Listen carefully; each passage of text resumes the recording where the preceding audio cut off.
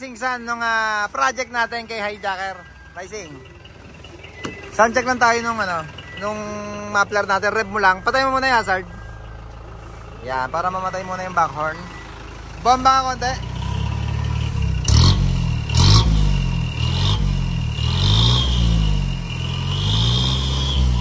Ayan mga kabisyo, nilagyan ko na or pinalitan na namin ng stainless na tubo.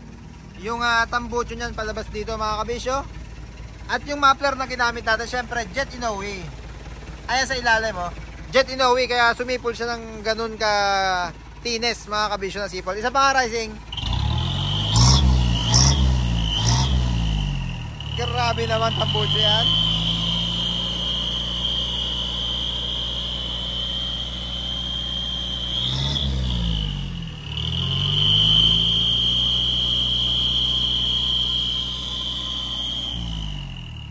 Yan yung naging project natin ngayong araw kay Hijacker. Tsaka yung tapaludo pala dito. Pinalitan natin yung stainless. Tanggal na yung stock.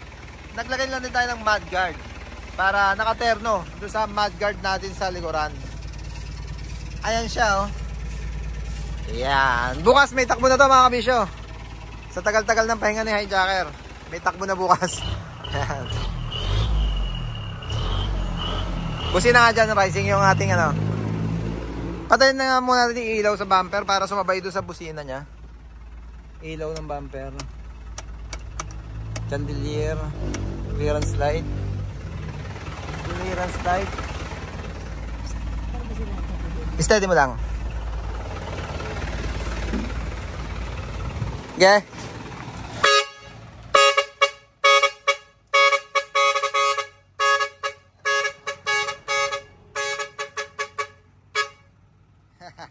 Okay na.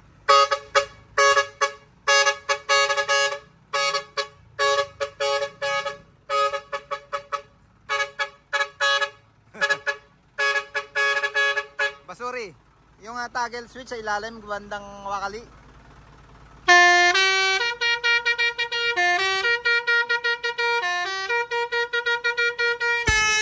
Okay na. Maraming salamat Rising.